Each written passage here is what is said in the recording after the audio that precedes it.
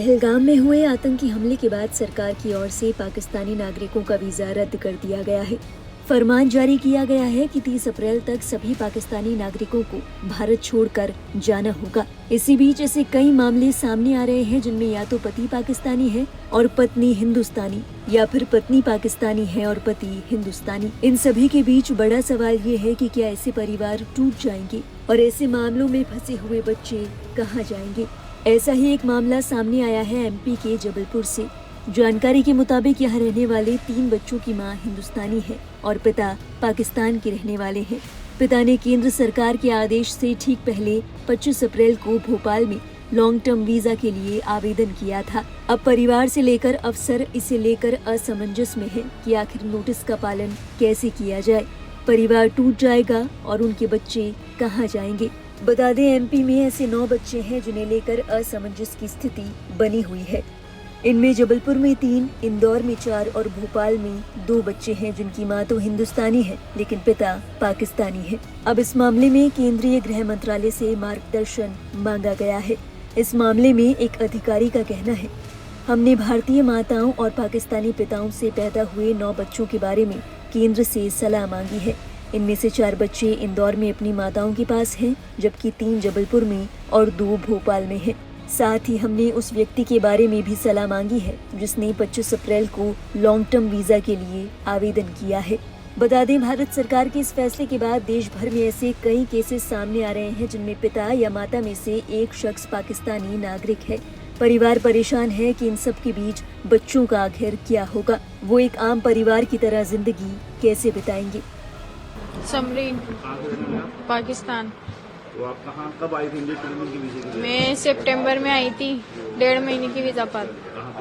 यहाँ अपने मामू के घर होने, तो उनके मतलब शादी हो गई फिर मेरी, और 6 महीने के लिए मैंने नूरी वीजा के लिए अप्लाई किया था पर मुझे दिया नहीं गया। नूरी वीजा मतलब मैं पेंडिंग पर थी, तो अब अचानक से बोल दिया कि आप जो हैं वो जाएंगे। जब वापस जा रहे किस वजह से वापस जा रहे हैं? वही कि अभी मेरी आई नहीं ना, LTP वीजा नहीं आई ना मेरी, इस वजह से मुझे जाने को बोल दिया। आपकी शादी इधर हुई है? हाँ, शादी इधर हुई है। आप रहते पाकिस्तान?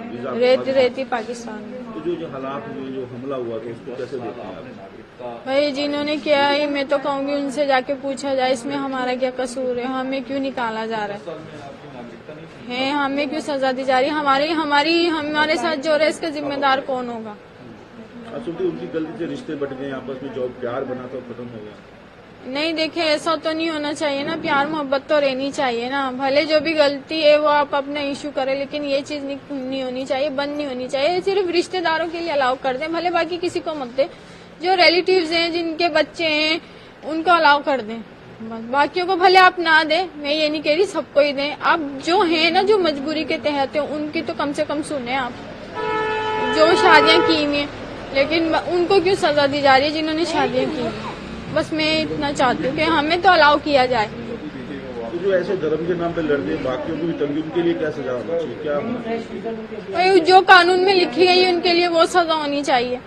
मैं तो ये कहती हूँ भले चाहे धर्म के नाम पे लड़ें, किसी चीज के भी नाम पे लड़ें, उनके लिए वही सजा होनी चाहिए। लड़ाई तो हर जगह ही हो रही है, कहाँ नहीं हो रही, सब जगह ही हो रही है। पर ये चीज गलत है। पर ये चीज तो है ही गलत। मैं तो ये कह रही हूँ सख्ती होनी चाहिए, मतलब सुरक्षा भरपूर होनी चाहिए, तो आगे से मौका ही ना मिले किसी को है। मैं तो यही कहना चाह रही हूँ ना कि सर आगे से मौका ना दिया जाए किसी को, सुरक्षा अपनी ऐसी लेकर चले भाई ये। लेकिन मैं कहती हूँ हमारे जो रिलेटिव्स है ना, बस उनको अलाउ कर दिया जाए, बाकियों को भले आप ना दें। मतलब जो रिलेटिव्स हैं, जिनके बच्चे हैं, मामू चाचा ताए हैं, उनको अलाउ किया जाए।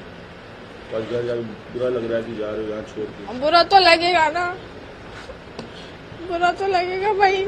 कौन अपने घर बार छोड़कर जाएगा। आपका नाम? किरण, कहाँ पे रहने वाले? कराची।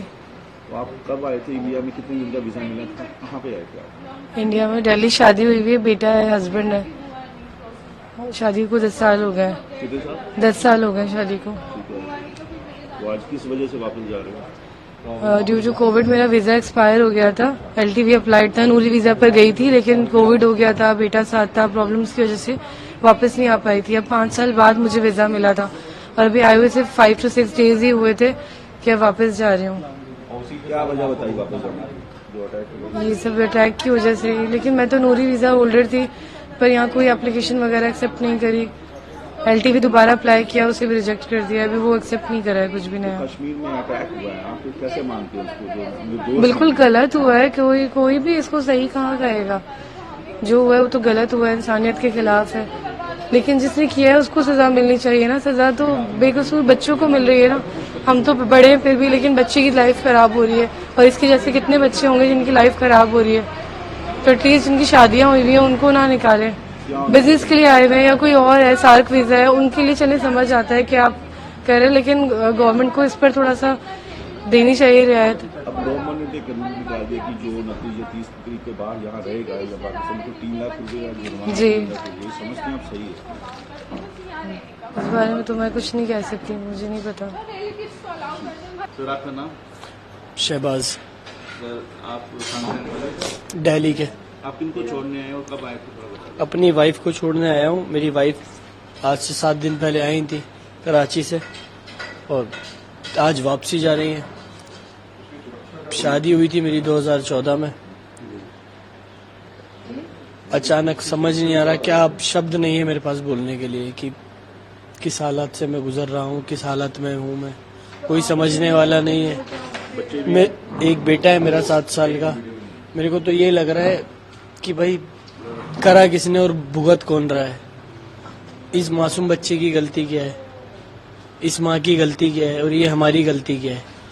ये नहीं बोल रहा ये अच्छा हुआ, जो हुआ गलत हुआ, उस पर मैं भी गिल्टी हूँ बिल्कुल। ये बहुत गलत हुआ, किसी के साथ भी हुआ, मेरे घर में भी होता तो मुझे दुख होता। लेकिन उसकी सजा ना सबको नहीं मिलनी चाहिए, जिसने किया उसको मिलनी चाहिए। तो जो धर्म के नाम पे लड़ते हैं ऐसे आप रिश्तों में, उनको क्या होना चाहिए? धर्म के नाम पे तो देखो हर जगह चल रहा है ये, और ये लोग चलाने वाली भी सरकार है। हम में से कोई है कुछ लोग, अब 5 मुसलमान है तो 4 हिंदू हैं। अब वो 4 हिंदू अपनी बात करेंगे, मुसलमान अपनी बात करेगा। यहाँ पर कोई ये नहीं करता कि एक दूसरे को जोड़ के चले।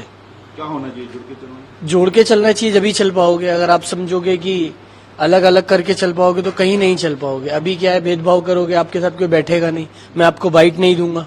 समझ रहे हो? अगर मेरे अंदर भेदभाव होगा, आप नॉन मुस्लिम हो, मैं मुस्लिम हूं, मैं आपसे बात ही नहीं करूंगा। लेकिन ये कब तक नहीं चलेगा ये बताओ आप। ये सब चीज अच्छी थोड़ी है। ये हमारे बच्चे पे क्या भाव पड़ेगा? हमारा बच्चा भी तो यही देखेगा, यही करेगा बड़ा होके वो भी। तो ये सब चीजें अच्छी नहीं है कि इंसान को इंसान से कंपेयर किया जाए। वो भी एक इंसान है, आप भी एक इंसान हो। तो ये सब गलत हो रहा है, बहुत गलत हो रहा है। अब उस मासूम बच्चे से पूछो उसके दिल पे क्या बीत रही है। अभी 6 दिन पहले उसकी मम्मी आई थी, अब वो वापसी जा रही है। 6 साल बाद उसका बच्चा माँ से मिला था बच्चा वो। अब उससे पूछो कि उसके दिल पे क्या बीत रही होगी। हम तो क्या जैसे तैसे करके मैनेज कर लेंगे, बच्चा थोड़ी मैनेज कर पाएगा। बच्चे को तो दोनों का प्यार चाहिए। बच्चा ना माँ के बिना रह सकता, ना बाप के बिना रह सकता। आप फॉर एग्जाम्पल अपने ऊपर ले लो, आपका बच्चा, आप कैसे रह लोगे आप बच्चे के बिना? कोई नहीं रह सकता। ये बहुत गलत हो रहा है, बहुत गलत हो रहा है।